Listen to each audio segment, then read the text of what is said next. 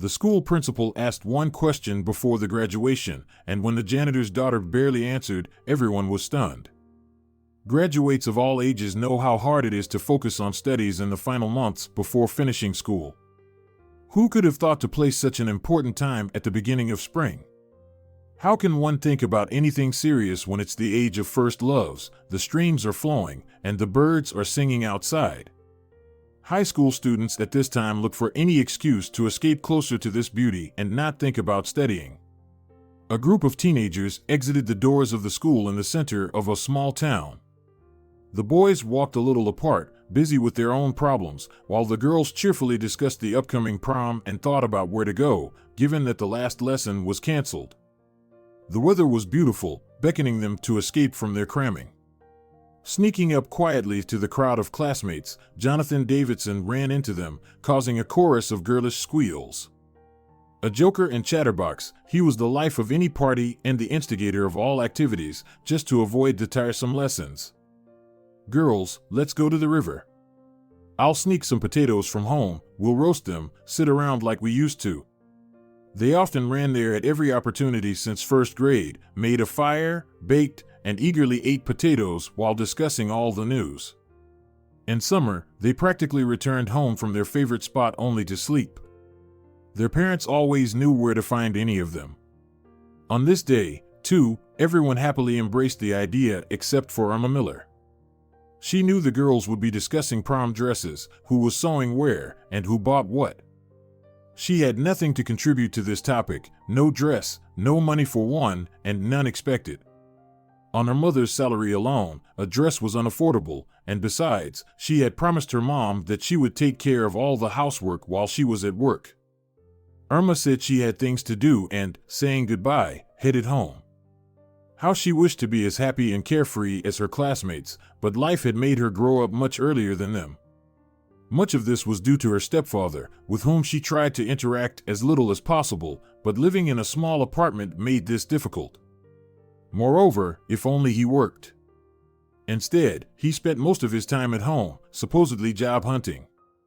Even if he found something, he quickly deemed the work beneath him and sat at home again. His entire effort consisted of lying on the couch with a bottle of beer, watching TV, yet his demands were sky high. Irma didn't remember her real father. She had tried a few times as she got older to learn something about him from her mother, but she only brushed it off and replied sorrowfully, "He's gone, consider him dead. Disappeared, crashed, vanished. That's it, the topic is closed. Mind your own business and stop pestering me with nonsense." But Irma couldn't understand how her real father could be considered nonsense. She still hoped that when she grew up, she would find him if he was alive. She even tried to find a hint, a clue in the photos, but in all the pictures, there were only her mother and herself. Then Roger Fleming came into their lives. At first, he just visited her mother, but later they got married, and he moved in permanently. From the first day, her stepfather didn't even try to find common ground with Irma. The only thing the girl clearly learned was that she was a stranger to him. He reminded her of this at every opportunity, even though when her mother got together with Roger, Irma had just turned 10 and naturally wanted a loving father. It didn't matter if he was her biological father or not, what mattered was that he loved her. In the beginning, the stepfather helped her mother around the house and even brought money a couple of times, but within a year, this stopped. Janet, Irma's mother, resigned herself to not expecting care or help from him anymore. She prayed only that each day would pass without quarrels, as his demands for everything to be washed, cleaned, and cooked were daily. When, how, and from what it would be done didn't concern him, he insisted. 2 women in the house, and I have to live like a white man, in cleanliness and satiety.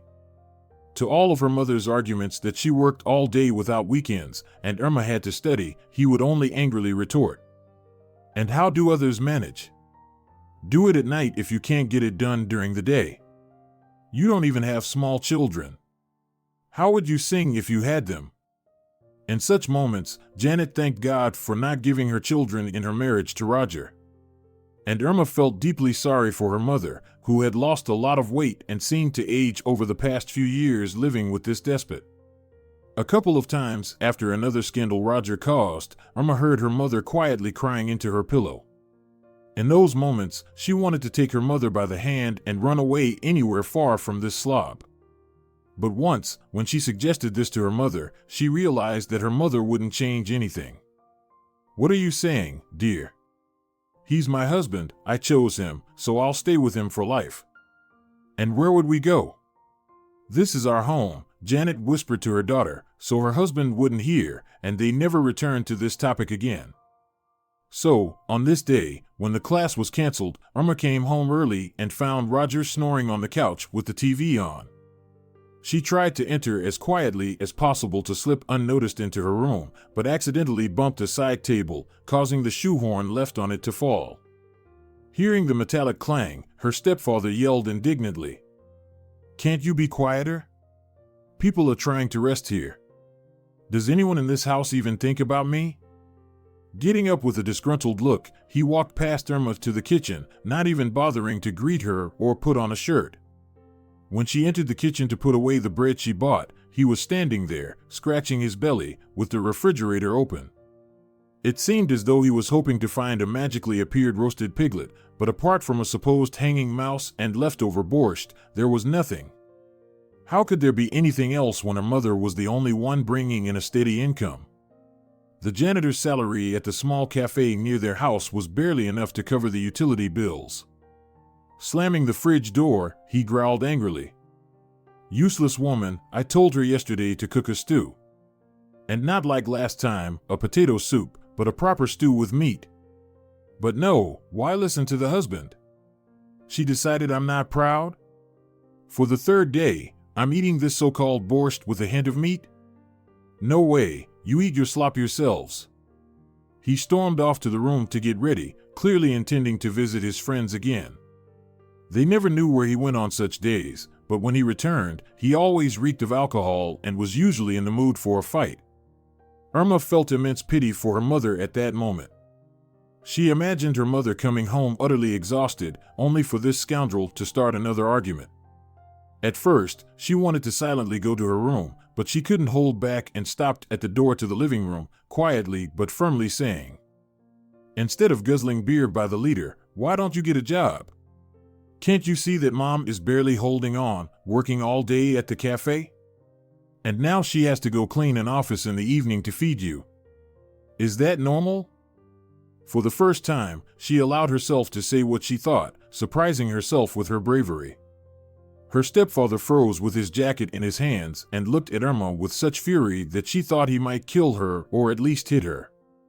Roger had always disliked her and never hit it, but he had never hit her.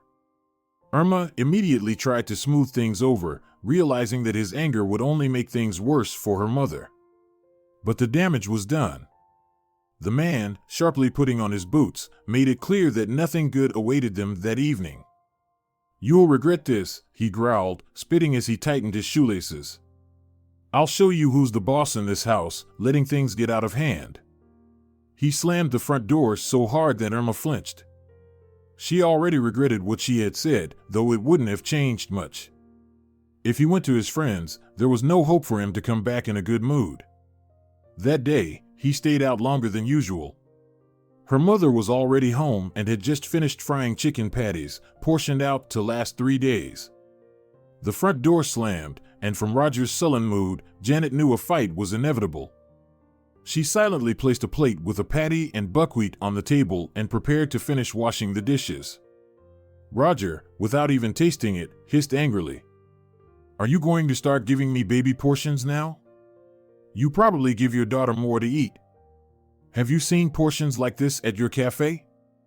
In such moments, Janet knew that arguing or even just engaging in conversation was like adding fuel to the fire. So she silently took her husband's plate, added a second patty, and then, after a thought, added the third and last one from the frying pan.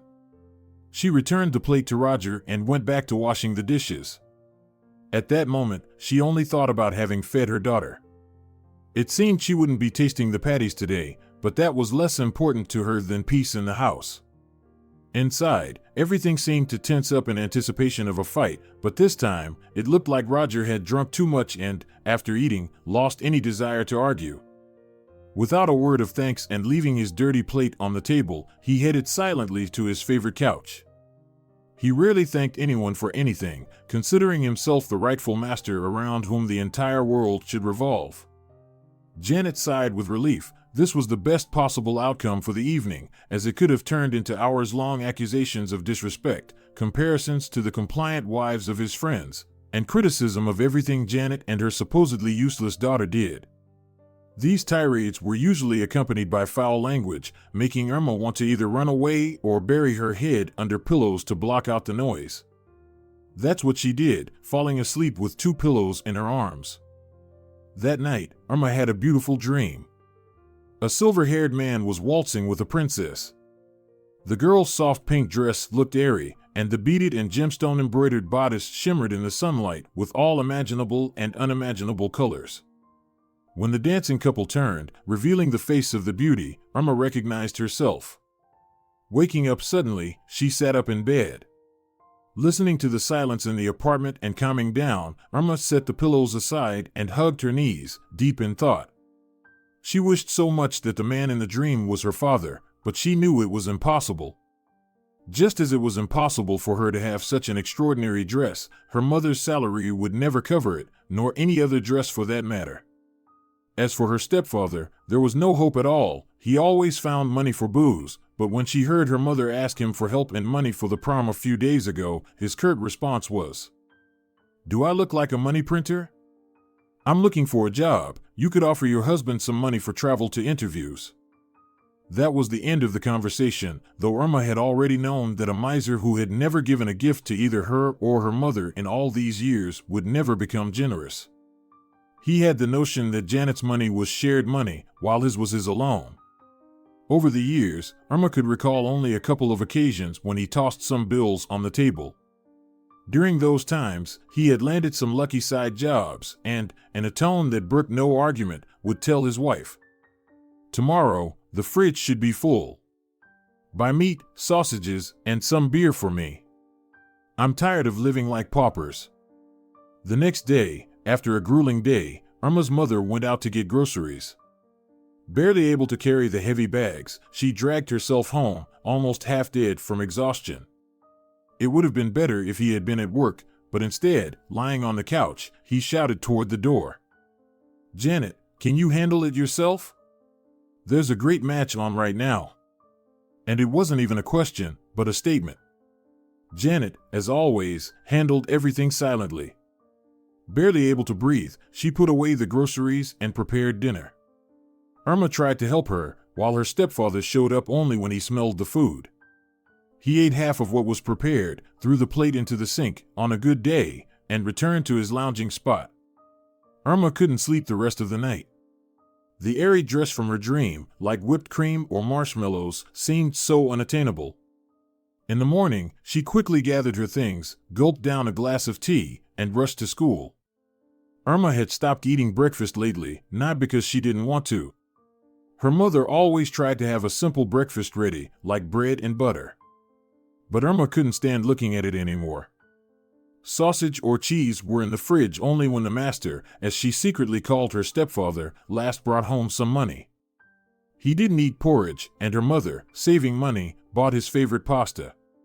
Even if her mother boiled eggs in the evening and left a note saying, "Daughter, eat, I boiled eggs, make yourself a sandwich. Love, Mom," she tried to do without it. One memory was forever etched in her mind, Roger's scream when, getting ready for breakfast, he decided the portion was too small. In every family, wives take care of their husbands and feed them first.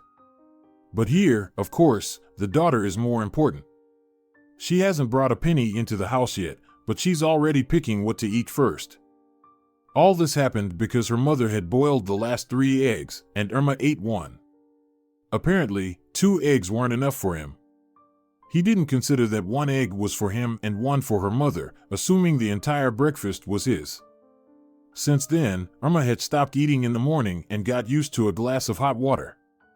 On her way to school, she tried to forget the dream, but as soon as she entered the classroom, she was forced to remember it. Her classmates sat in groups, flipping through fashion magazines. She didn't socialize much. They thought she was a bit odd, shy, maybe even wild. They didn't completely avoid her, but didn't seek her out either. If she asked something, they would answer, but they weren't friends.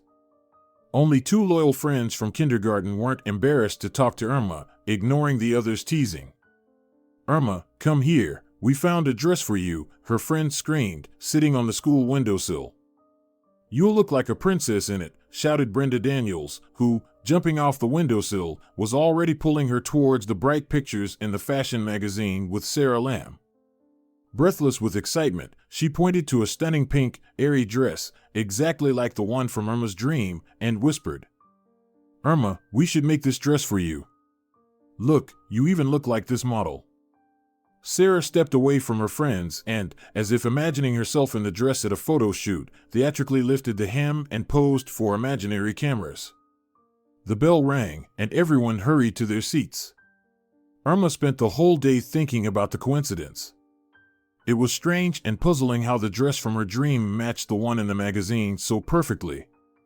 If it had been the other way around, seeing the magazine first and then dreaming, it would make sense, but like this? The dream seemed prophetic. That day, only one thing could distract her from her thoughts: the news of a new principal at the school.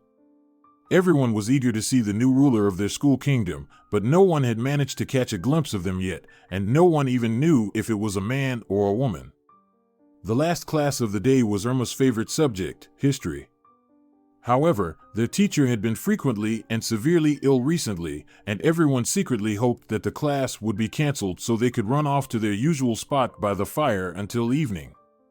But unexpectedly, the door opened, and a tall, silver-haired man in a formal suit appeared on the threshold. "Good afternoon, I am delighted to meet you all. I am your new history and social studies teacher, and also the new principal of this wonderful institution, Aaron Barnes."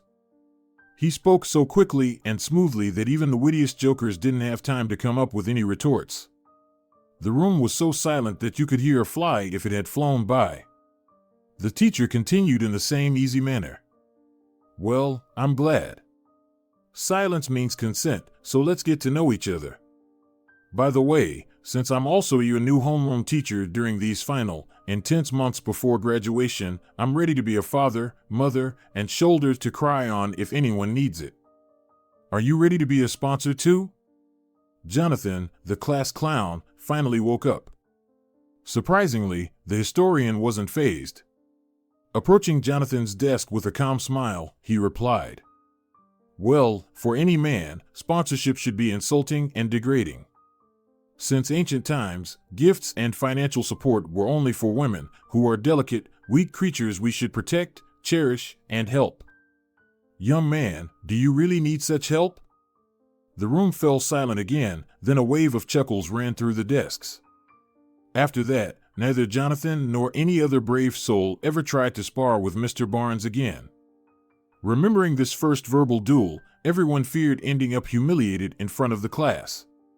From that day on, Aaron Barnes became a highly respected teacher. Everyone eagerly awaited his lessons, even those who hadn't liked the subject before sat with their mouths open. He could not only teach a lesson but transport teenagers to a specific time and tradition. One lesson might take place in the city's history museum, another might involve a trip to a medieval movie, or it could be in the classroom but presented so engagingly that after the bell rang, the students would shout, "More, more." For the first time, they didn't want to leave school during their senior year. Whenever they had a chance, they would ask Mr. Barnes to stay and tell them more. He gladly accepted their invitations and even joined them a couple of times at their favorite hangout, showing them how to bake potatoes quickly, just like in his childhood. Once, when they were heading for another mini trip to the river, he asked them to wait while he changed, and he returned with a guitar. Suddenly, all their movie and TV heroes seemed insignificant. It was a weekend, and they sang familiar songs around the campfire until midnight, looking at their silver-haired mentor with newfound respect. At one point, Sarah, who was ready to fall in love with any handsome guy on the horizon, whispered to Irma with a hint of tears in her eyes. "Why does he have to be so old? I'd be ready to fall for him if he were even 10 years older than me, but this. Such an ideal man and not for us." Suddenly, a mischievous gleam appeared in her eyes, which Irma knew meant trouble. "Irma, let's get rid of your alcoholic stepfather and pair Aunt Janet with Aaron." Irma quickly calmed her friend down. "Find a husband for your own mom first, then think about mine." Sarah's mother was officially single but had been on and off with the same married man for about 5 years, secretly hoping he would leave his family and move in with her and Sarah. Sarah didn't like to discuss this and immediately fell silent, staring dreamily at the river. The evening turned out to be remarkably heartwarming, like a rehearsal for graduation. Even Jonathan was subdued, refraining from his usual jabs and inappropriate jokes. And as Aaron listened to the girls discussing their upcoming prom and outfits, he waited for a pause and then said, "Guys, remember this, it doesn't matter how much, notice, not you, but your parents, spend on this celebration. It won't help you in the future because it's more for show, both to each other and to everyone else. What really matters is what you achieve through your own hard work and intelligence in the next 5 years. Of course, this doesn't apply to those who will continue to live off their parents. I believe in each of you, and I'm confident that you have what it takes to embark on your journey into adulthood." It was as if they realized for the first time that their carefree childhood was about to end and they might disperse in different directions, never to gather again at their favorite hangout. That evening, they didn't want to leave, and as a class, they walked Mr. Barnes home. Each student, without realizing it, was grateful to him for opening their eyes to the world in a new, mature way in such a short time. Irma was especially thrilled to attend Aaron's classes. She had always loved history and had won many competitions in the subject, but now she had a special relationship with it. Every time she saw Aaron, she imagined what her father might have been like. She wished her father could have been kind, intelligent, handsome, and understanding like Aaron.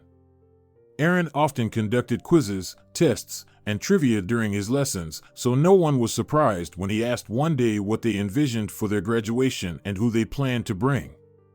Some students listed almost 100 relatives who wanted to attend, while others mentioned just their mother or father, and most named both.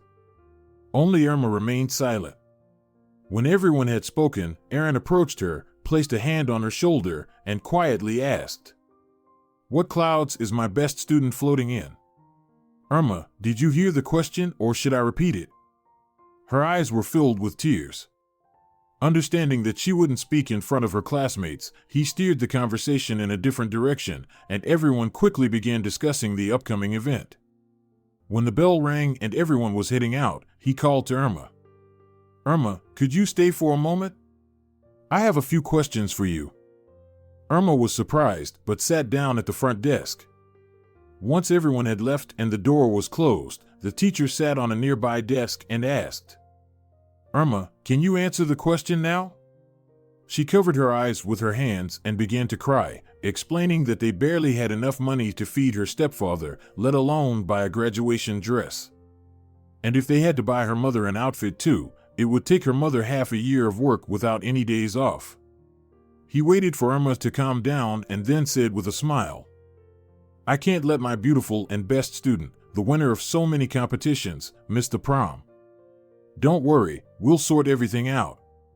You and your mother must be there, and not just be there, but be the most beautiful ones." He gave her a mysterious smile and left the classroom.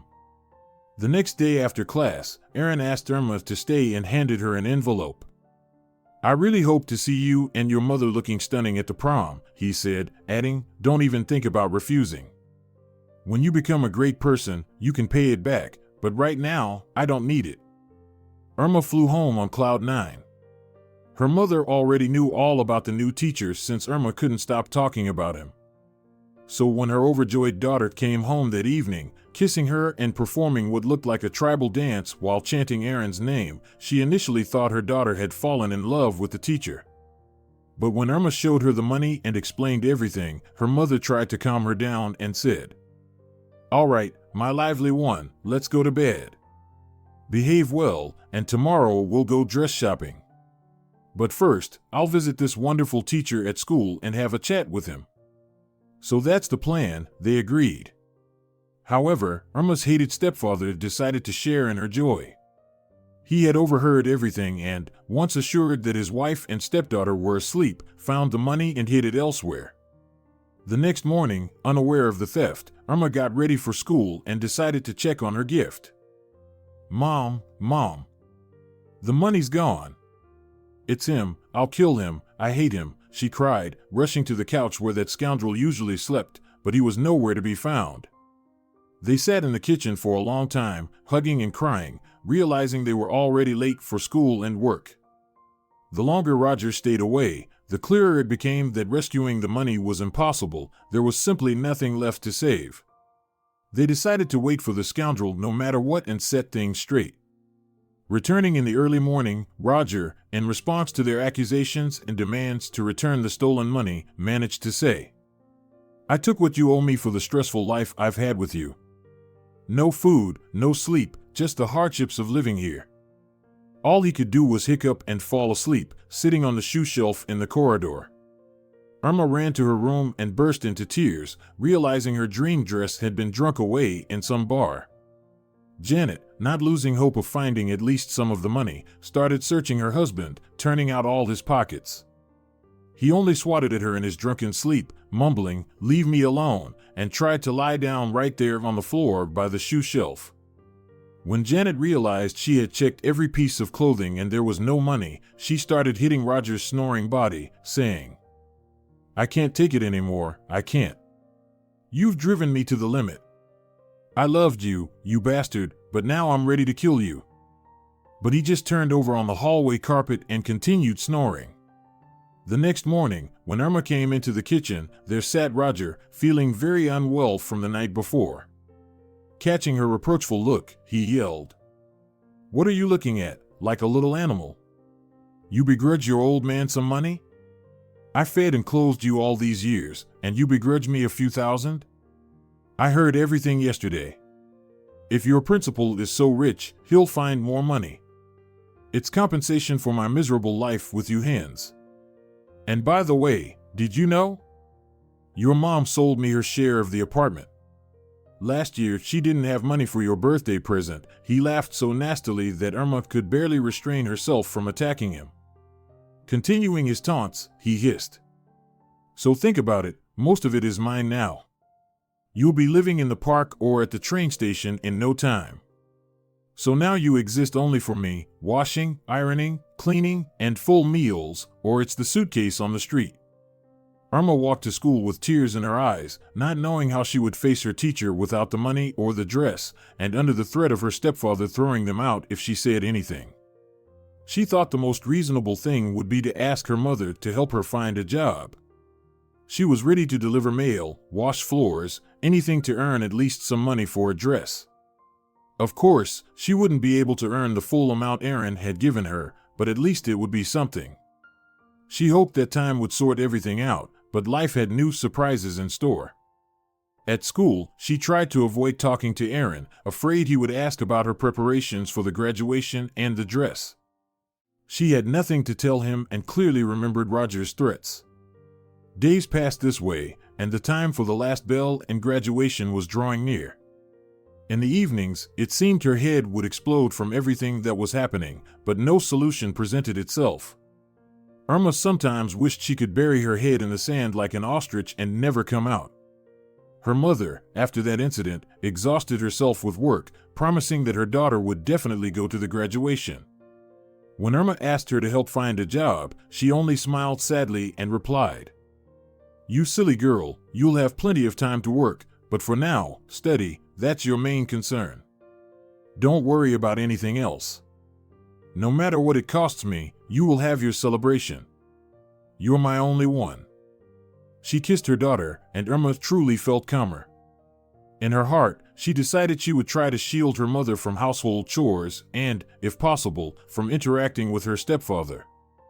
She didn't know how she would do it yet, but it wasn't necessary. One morning, her mother rushed to work as usual, and Irma headed to school. They didn't even want to think about the third member of their family, who would invariably watch TV until midnight and then sleep until noon.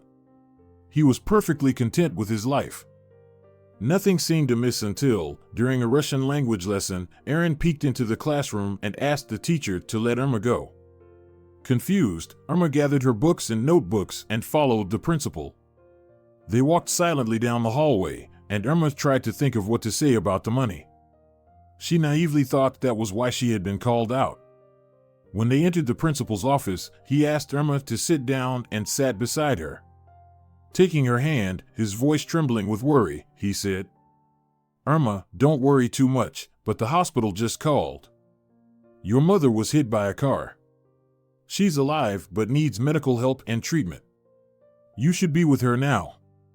Go, dear, and once you know everything, don't keep it to yourself. We'll help however we can." Irma didn't remember how she managed to be at the gates of the central hospital in the city center within half an hour. She quickly found the right department, but they wouldn't let her see her mother. She soon learned that her mother had been hit by a drunk rich kid who sped out from behind a cafe corner just as she was approaching work. The guy in the fancy car was heavily intoxicated and, despite hitting Janet at a crosswalk, adamantly denied any fault. Janet had a concussion, brain bruising, and numerous fractures. The most severe injury was to her spine, requiring urgent surgery. When Irma found out how much the treatment would cost, she sank onto a bench in the hospital corridor, tears streaming down her cheeks. The amount was impossibly large for their family. If they still had the money Aaron gave for the dress, it could have partially covered the cost. But that money was long gone. Irma returned home like a shadow, her actions almost automatic. The first thing she did was go to her stepfather's room and quietly say, "Mom was hit by a car. She has many injuries and needs an expensive surgery. We urgently need money, or she'll be disabled for life. Maybe you could borrow from someone?" Roger jumped up from the couch, shouting indignantly, "Me? Borrow? And how will you repay it, with your body?" Then, sitting back in the chair, he continued angrily, "Well, what do you know, Janet? And how are we supposed to live? Who will earn money now? I don't have a job, and of course, no money. Now I'll have to figure out where to get food." Irma, horrified, ran out of the apartment and onto the street. Choking on her tears, she couldn't believe that this monster was more concerned about his stomach than the fact that her mother could be disabled for life. She sat on a bench, crying for a while, but then, as if waking up, she ran to the school. Irma realized she had no one to turn to except Aaron, no one else to ask for help. She resolved to tell the principal everything about the money, her stepfather's threats, and his words today. Fortunately, Aaron was in his office. He listened to her very attentively and then tried to calm her down. "Irma, there are no hopeless situations. We'll figure it all out.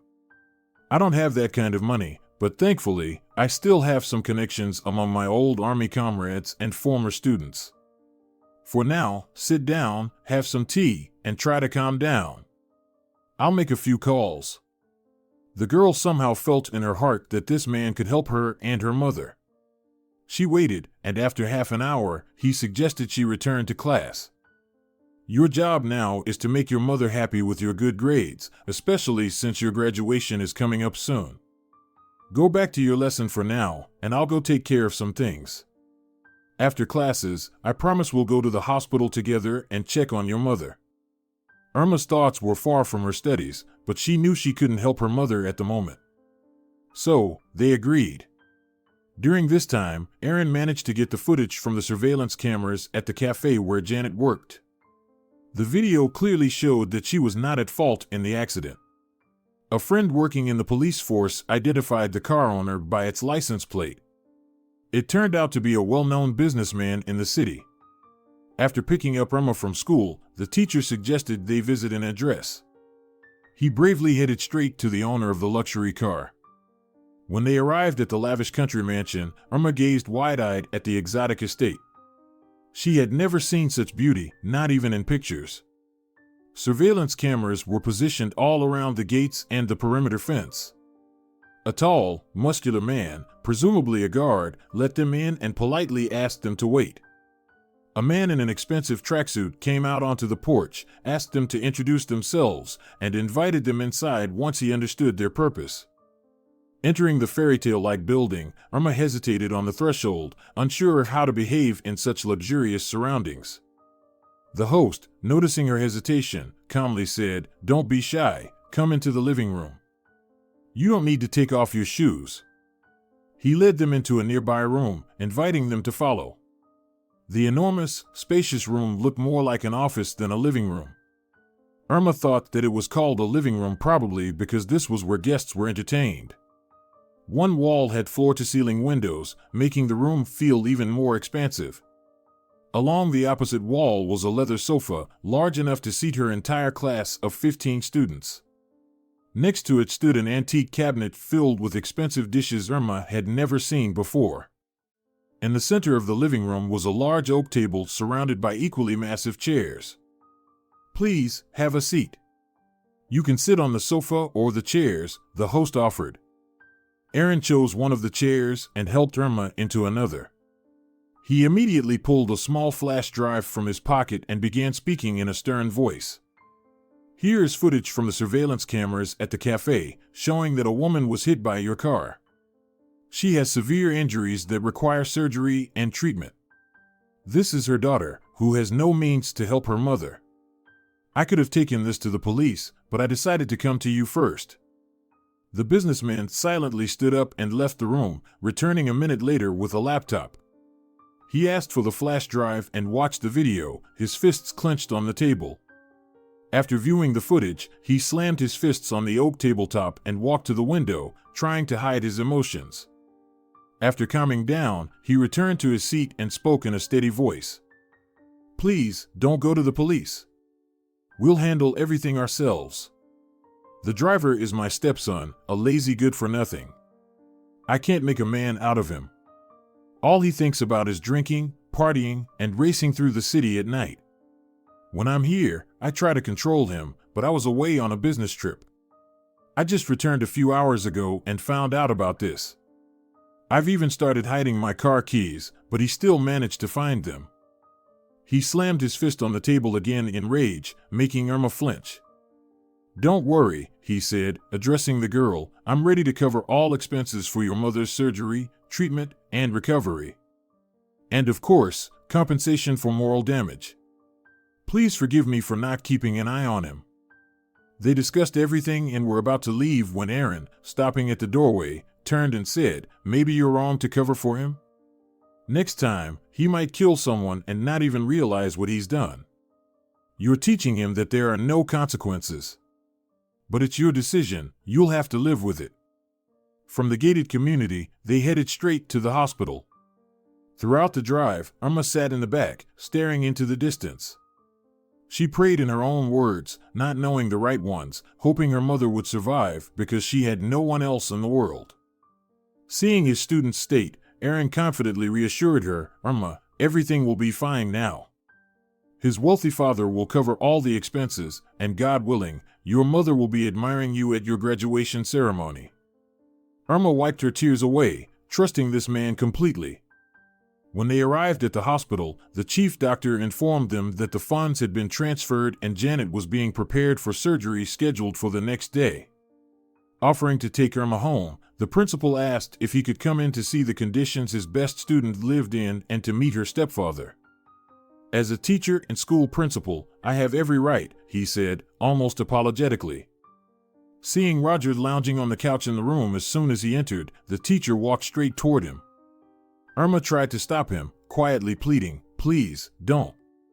I still have to live here." But he just smiled and gently moved her hand away, signaling that everything would be fine. Closing the room door behind him so Irma wouldn't see what was happening, he approached the couch and sternly said, "If you ever dare to harm the women in this apartment, you'll spend the rest of your life in prison. Believe me, with my connections, I'll find more than one reason without breaking a sweat." Roger, barely awake, didn't grasp what was happening. He tried to get up, growling angrily, "Who do you think you are? I'll. But his voice cut off mid-sentence, and he fell back onto the couch. I'm the one who will ensure that Irma is not mistreated and can finish school peacefully, the principal said calmly but firmly. Do you understand? If you do, nod. Stunned, Roger nodded a couple of times, sensing that this man wasn't joking. From that day on, he avoided Irma as much as possible, often leaving the house. Janet underwent surgery, and every day after school, her daughter hurried to visit her. Aaron, regretting that he hadn't met Irma's mother in person, always sent his regards. Janet recovered quickly and was soon moved from the intensive care unit to a regular ward. When Irma visited her mother, Janet smiled and said, "You should bring our savior to meet me. He's done so much for us, and I want to thank him personally." When the next morning at school Irma relayed her mother's request to Aaron, he gladly agreed. Right after classes, they headed to Janet's room. The principal bought a bouquet of beautiful flowers, learning from Irma which ones her mother liked, and they entered the ward. As soon as Irma opened the door to the room, the teacher saw the sick woman and turned even paler than the hospital walls, clutching his chest. The bouquet slipped from his hand and fell to the floor. If Irma hadn't turned around and swiftly caught Aaron by the arm, he would have fallen. Irma helped him carefully sit down on a chair and was about to run for a doctor when she noticed her mother's tear-filled eyes, realizing both of them might need assistance. Without averting his gaze from Janet, the teacher slowly approached the bed and, sitting on the edge, his voice trembling as if unable to believe what he was seeing, said, "Daughter, my dear daughter, how could I not have realized it's you, Janet? My goodness, how much your mother and I have missed you." Afraid to disturb the four, he took Janet's free hand and pulled her close to his chest, tears streaming down his face. Irma watched it all from the side as if watching scenes from a movie. She couldn't understand why Aaron called her mother his daughter when, from her mother's stories, she knew Janet grew up in an orphanage with no family. But by evening, she learned the full details of the story, something she had never believed before. It turned out to be a tragedy in her mother's life that she had never shared with anyone. Many years ago, the young graduate, having just finished school, accidentally met a wandering rock musician at a city street concert. All her friends were shocked by her choice. Janet, always a modest and diligent girl dreaming of following in her parents' footsteps to become a teacher, had two well-known educators for parents. Her mother taught mathematics, and her father had his own small business, also being an educator by training, running a historical circle at the youth center. After meeting Joe Bishop, the wandering troubadour, Janet seemed to lose her mind. From a diligent, obedient girl dreaming of becoming a teacher, she transformed into an uncontrollable young woman spending whole days racing around on a motorcycle with her boyfriend. No talk of university was even possible anymore. All the pleas and persuasions from her parents to come to her senses only served to further infuriate Janet. Believing her father and mother simply didn't want to understand and accept her feelings, she ran away with Joe. At first, everything suited her, a carefree life, traveling to different cities, meeting new people. She didn't think about where to live or what to eat, everything just fell into place. A couple of months later, as the weather cooled and riding around on a motorcycle through cities and villages became less comfortable, they settled in a city 1,000 kilometers away from her parents' home. It was there, in a small communal room, that Janet learned she was pregnant. Waiting for Joe to return home after another meeting with friends, she joyfully shared the news with him. But his reaction was starkly different from hers and only saddened the young woman. The first thing he said was, "Damn, what are we going to do now? You're not planning to have this baby, I hope? We don't need a child right now, not the housing, not the money." Seeing Janet on the verge of tears, he hugged her and continued, "Well, darling, we'll definitely have kids later, but not now. Let me find some money first thing tomorrow morning, and we'll figure out this problem for now. Then, when we get back on our feet, everything will happen as it should." That evening, Janet firmly declared she was against termination and would carry the child no matter the cost. Joe flipped out, yelled at her, accusing her of thinking only of herself and not caring about him at all, that he'd have to earn for everything, not her, and he wasn't ready to be a father yet, and so on. That evening, he slammed the door and left, while Janet cried all night long. They lived together for another week, if it could be called living. Joe would show up drunk in the morning, silently lie down and sleep all day. The same routine repeated in the evening. And a couple of days later, when Janet was at work, she worked as a waitress in a small cafe, her lover sneaked away. All she found in the evening was a note: "Sorry, but I'm too young to be a husband and a father. I left you some money. Sorry, that's all." Underneath the message lay a few crumpled bills, barely enough for a month's rent. Janet helplessly sank into a chair and cried all night long. But by morning, she was back at work because now she had to think not only about herself, but also about the baby. Of course, she could have returned to her parents. They would have forgiven everything for their beloved daughter, but she was ashamed. Janet decided to start anew, changing her last name and staying in this city to live a completely new life. Her body was healthy and strong, so the pregnancy went very smoothly. She worked almost until the very end because there was no one else to rely on. True, she had to change apartments. The one in the city center was now too expensive for her, and living next to rockers and alcoholics wouldn't be suitable for a newborn. When her belly was still barely noticeable, she decided to change apartments. By chance, venting about her work problems, she found in Mabel Williams, the cleaner, a sympathetic listener and a friend. It was Mabel who suggested a wonderful room on the ground floor just a few stops away from her workplace. Her friend had long wanted to rent out her son's room, as he lived with his family up north, but she was hesitant to welcome strangers, thus, she introduced them. Janet arrived with a small purse, which held all her possessions, and thought she had stumbled into paradise. Everything was in pristine white tones, like in a hospital ward. Her room was small but incredibly cozy.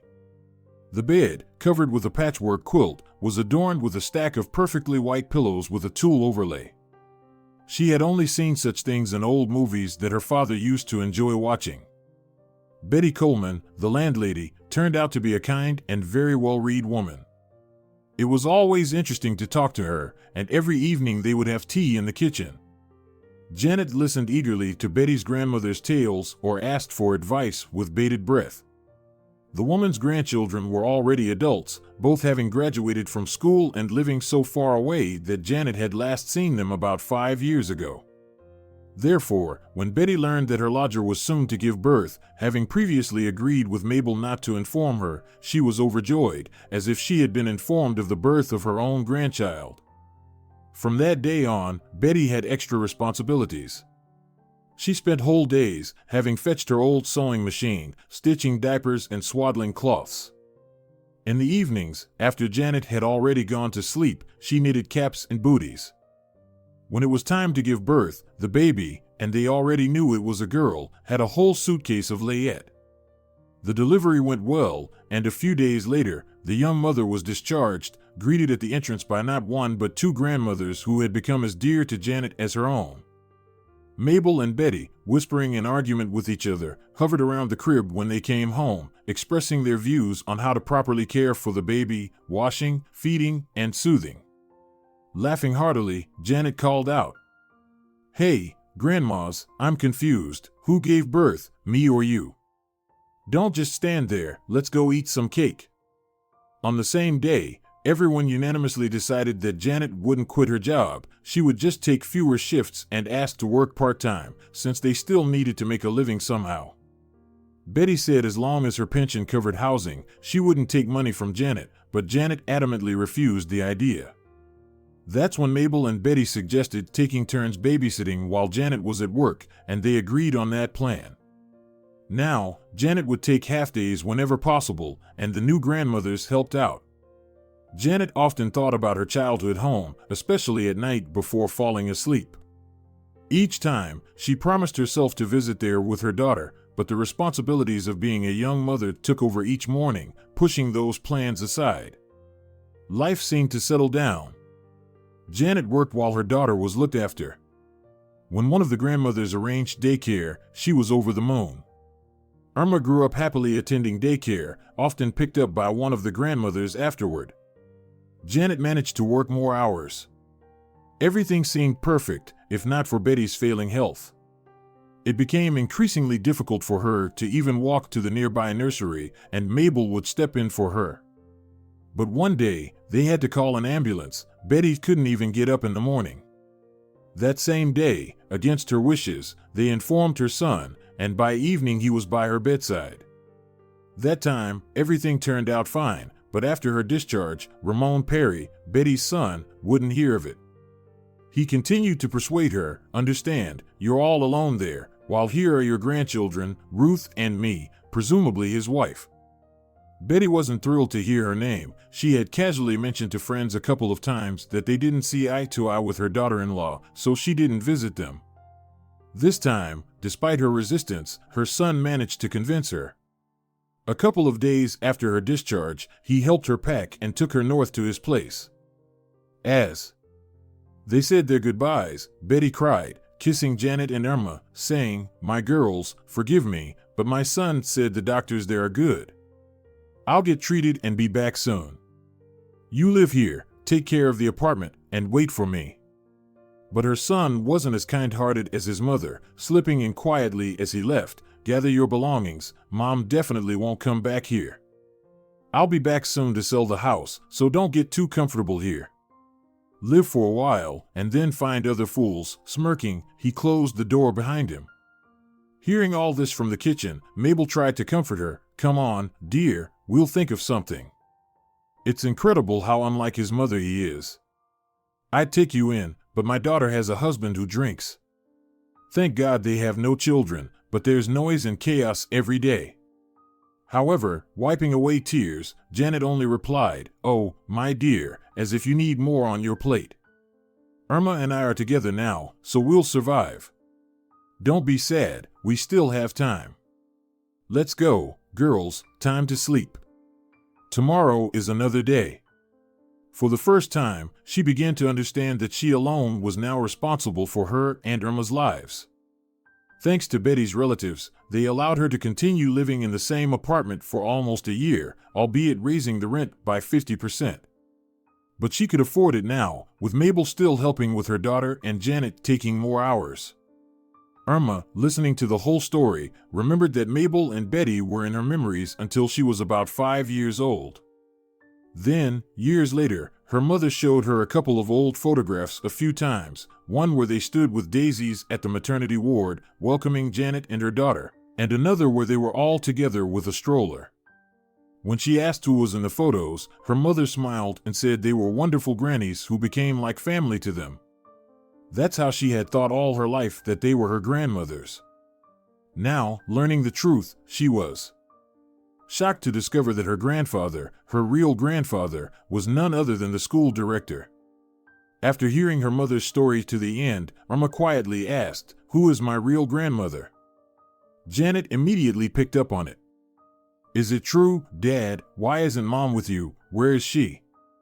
It turned out, 5 years ago she passed away from a serious illness, and it was after her death that Aaron couldn't bear to stay where nothing held him anymore, and the memories of his lost family were too heavy. So he decided to accept an old friend's invitation to come to their city as the school director. Could he have imagined then what awaited him? That same evening, Aaron said he wanted both of them to move in with him. Selling everything they had back home, he bought a huge 3-bedroom apartment right in the heart of the city. The newly minted father and grandfather promised to renovate 2 rooms for Janet upon her discharge and move these wonderful princesses in there. Irma immediately volunteered to help, but the man, assuming a stern expression, said, "Is this a woman's job, painting walls and hanging wallpaper? I beg your pardon, madam, I'll manage without your assistance. But you, lady, can't afford to embarrass the director at your exams. Since he's your grandfather, I strongly recommend moving away from your stepfather tyrant tomorrow. We'll do the renovations 1 room at a time. At least I'll be at ease knowing you'll get to your graduation without stress." As Irma waited at home with her belongings, her stepfather erupted from his den. "Where are you going?" He wasn't aware of what had happened. "Are you planning to go far while your moms aren't around?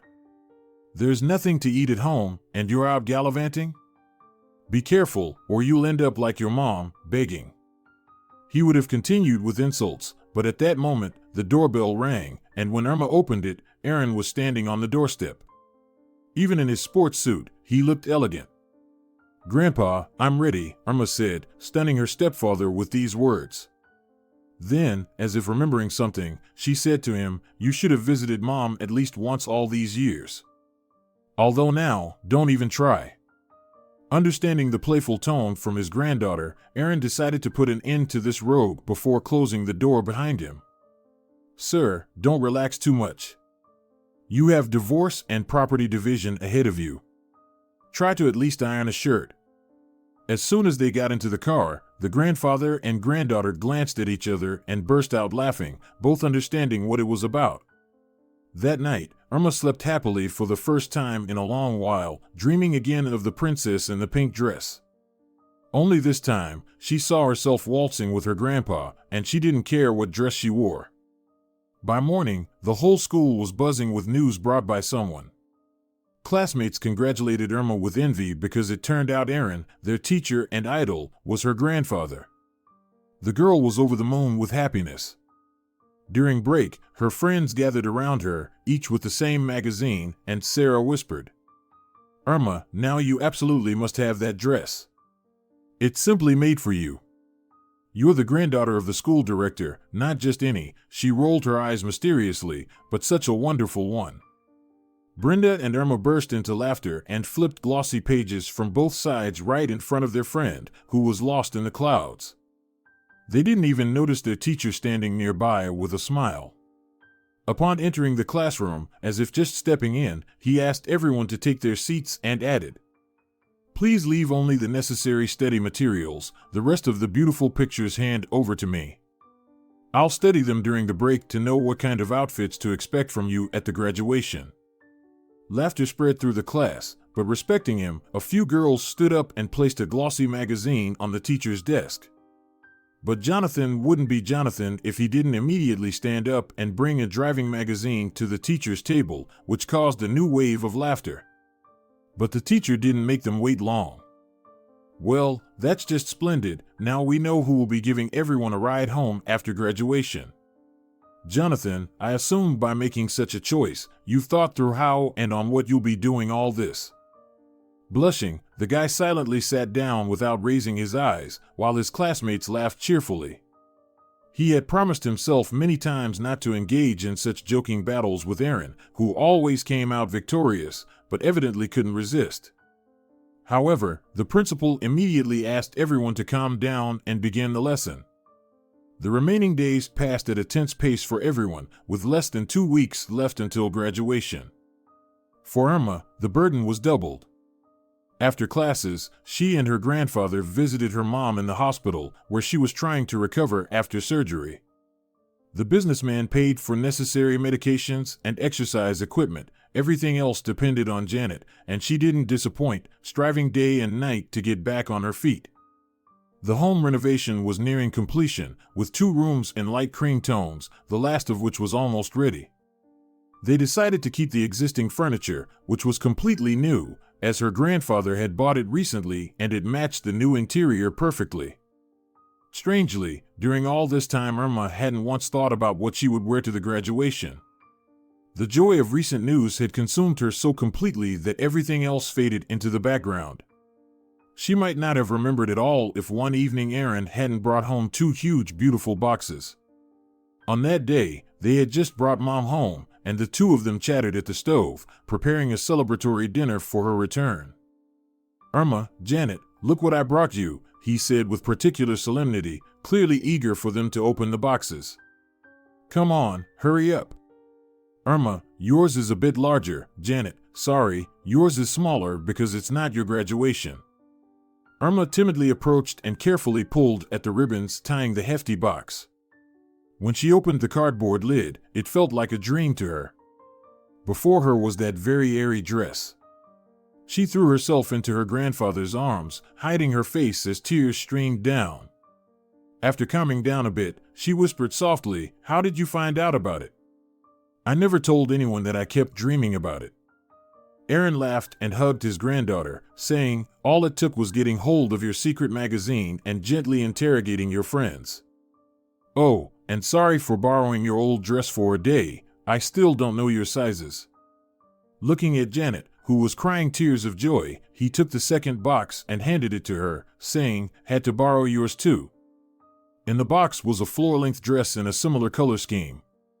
At the school graduation, everyone admired the beautiful trio. The elegant director, dressed handsomely, was particularly happy that day, surrounded by two charming beauties. Mother and daughter looked very alike in their delicate outfits, with Janet leaning on a small cane, which didn't detract from her charm, rather, it added to it.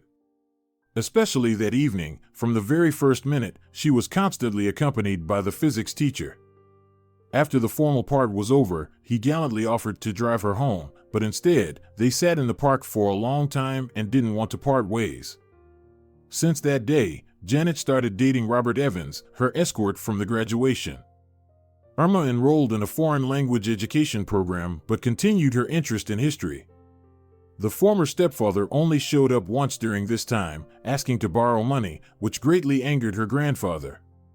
He asked a friend with a legal practice to sort out the property rights to the apartment where the freeloader lived. Within 6 months, the apartment was divided and Janet and Irma's share was sold. Irma keeps the graduation dress as a talisman that brought her the meeting with her grandfather. If you enjoyed the story, please support it with a like and a comment. All the best to you.